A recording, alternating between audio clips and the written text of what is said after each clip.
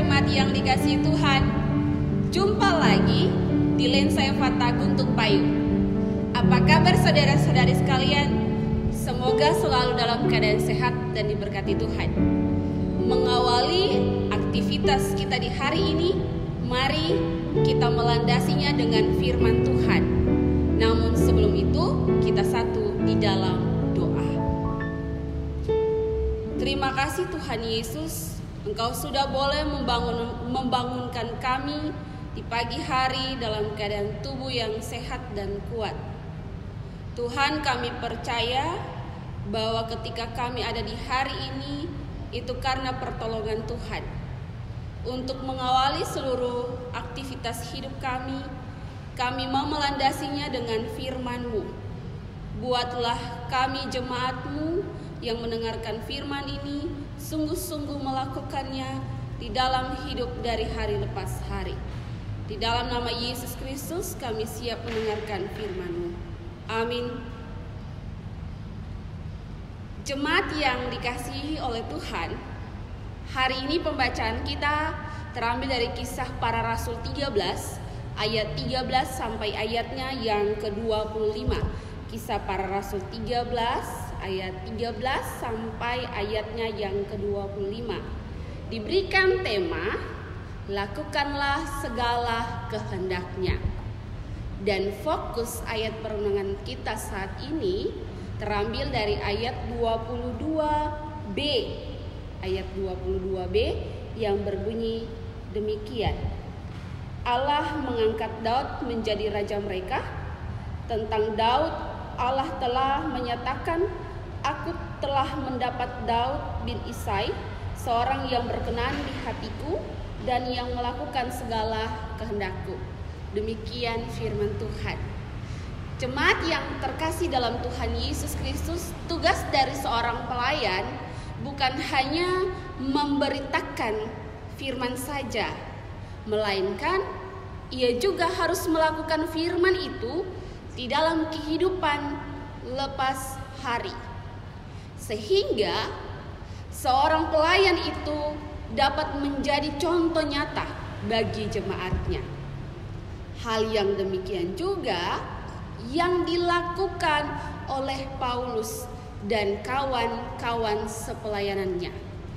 Setelah mereka meninggalkan Pafos dan pergi ke Perga, di situ mereka berpisah dengan Yohanes. Setelah berpisah, mereka pun melanjutkan perjalanan, lalu tiba di Antiokhia, tempat di mana mereka melakukan pelayanannya. Tibanya Paulus dan kawan-kawannya bertepatan di hari Sabat, di mana ada persekutuan yang sedang terjadi.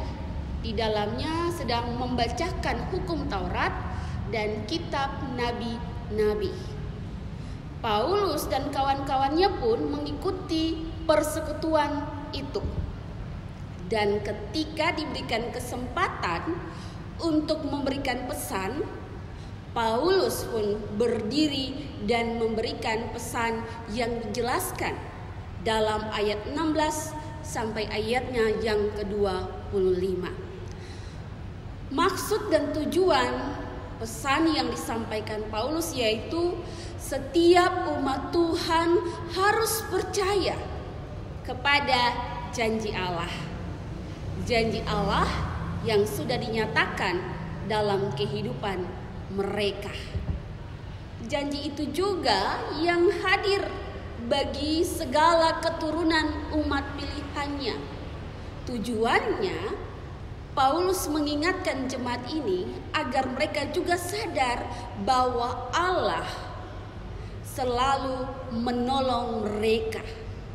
Bahkan Allah memberikan Yesus Kristus sebagai Sang Juru Selamat dalam kehidupan mereka. Dengan demikian saudara-saudariku, Paulus mengajak seluruh jemaat di Antiokhia untuk sungguh-sungguh percaya bahwa karya janji Allah nyata di dalam kematian Yesus Kristus yang adalah Sang Juru Selamat dan nyata di dalam kehidupan seorang raja, yaitu Daud. Jemaat yang dikasihi Tuhan, dari firman di saat ini kita diajarkan untuk hiduplah sungguh-sungguh menjadi pelayan yang menyatakan kebenaran firman Tuhan melalui kata dan tindakan. Kemudian jadilah pelayan-pelayan yang mau saling mengingatkan sesama untuk hidup di dalam karya janji keselamatan yang sudah Tuhan berikan dan nyata kepada segala nenek teteh moyang bangsa Israel. Ketika kita melakukan hal yang demikian, maka kita hadir untuk menjadi berkat bagi sesama. Dengan demikian, saudara-saudari yang dikasihi Tuhan, setialah melayani dalam berbagai kesempatan di dalam hidup ini, di mana saja. Lakukanlah segala yang Tuhan kehendaki. Untuk apa?